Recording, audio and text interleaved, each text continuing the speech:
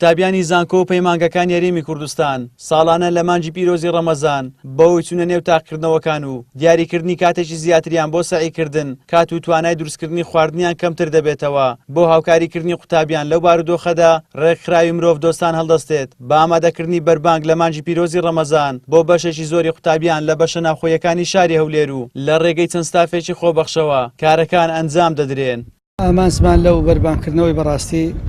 ئەو قوتابیان لێروکانن وەکو میوانن لایمە و طالب علمن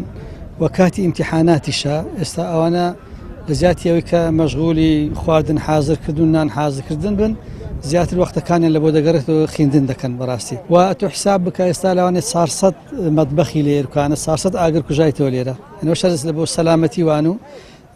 و نفسیانیش مرتاحن ئەوان ئێستا مەسەڵەن کە دێنە سەر نانەشی حازر دانراوی مشکلیانە لەوەی ئێوارێ نانەکەی دەخۆن و دەستنەوە ژوورەکانی خۆیان لە بۆ خوێندن. ئەرکەشی دینیە و هەموو ئەرکەشی مرۆڤایەتیە.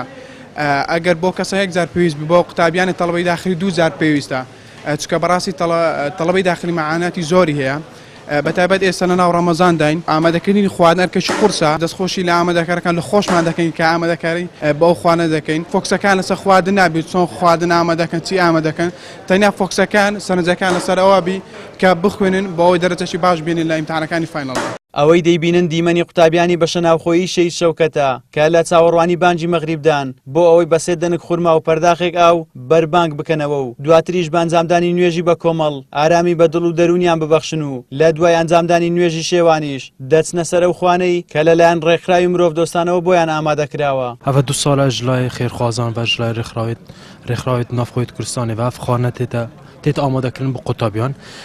بەڵێم بکارێکی gelek زەرور و باش زانین چونکە قوتابی خۆ زانین دەمی ئیمتیحانە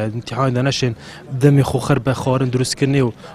شوشتنا ئامانەوە بشون ئەڤەت بیتە ئاسانکارێک بۆ قوتابیان لە دەمی ئیمتیحانەدا ئەف گرانی سەر ملیواندا ڕابیت خێرێکی gelek عەزیم دەخوازم زانین چونکە قوتابی هەندێک لەوان ڕەنگە باڕێوانی دارایی gelek خراپیت gelek لەوان ڕەنگە ئەو مەجانێ بشێن خواردنێکی وەکو پێتیڤی لە ماوە ڕەمەزانی دەخوا ئامادە بکەن ئامادەکردنی خوانێکی ئێوە بۆ قوتابیان لە کاتی تەڵەبەی ئەگجێڕیتەوە بۆ تاقیکردنەوەکان ئامادەبی ئەو وای کردووە کە 3 ساعت بۆ 4 ساعت هەلی زیاتر بە تەڵەبەی بدرێت کە بخوێنی لەو ماوەی ئەو خوانێ ئامادە کراوە ئەگەر چێش ئامادە بکەین دەی پێش حەسر دەست بە ئامادەکردنی ئەو خوانێ بکەین بەڵام وەچی دیکە ئێستا لە کاتی پێش بانجی هەر کاتی لۆ نوێژ دەین و ئێرە هەر ئامادەکاریش تەواو کرا و دەستخۆشیان لێکەین هیوادارن نمونەیان زیاتر بێ و خێرخوازی زیاتر یعنی بەشدار بکات لەوەی لۆی هەموو تەڵەبەکان سوودی لێ بینن لەم داخلیە. من وەکو قوتابێکی بەشی ناوخۆی شەید شەوکەت ئەمڕۆ هەستێکی زۆر خۆشمە هیوادارم هەموو ساڵ ئەم مەراسمە دووبارە بێتەوە هەروە زۆر سوپاس و دەستخۆشی لە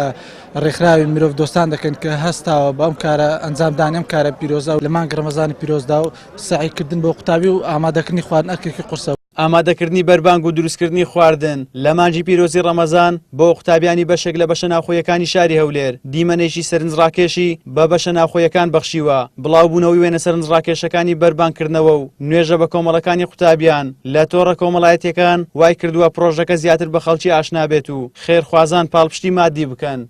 زریان سدیق کەناڵی ئاسمانی پەیام هەولێر.